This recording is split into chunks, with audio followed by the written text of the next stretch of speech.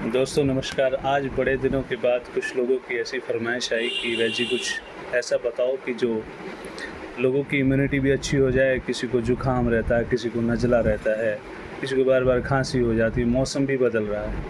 तो दोस्तों मैं आज आपको एक ऐसी चीज़ बता रहा हूँ जिसको आप रेगुलर कर सकते हो, जिसका कोई नुकसान नहीं है।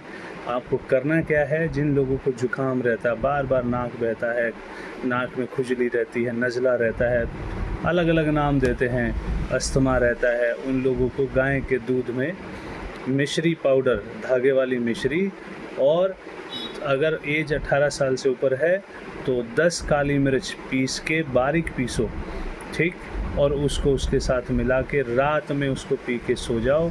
सुबह आपको ऐसा सुकून मिलेगा कि आपको समझ में आ जाएगी कि हमारे साथ ऐसा क्यों हो रहा था, और आप स्वस्थ महसूस करेंगे। ऐसा किया करिए, आप खुश रहेंगे, स्वस्थ रहेंगे। धन्यवाद।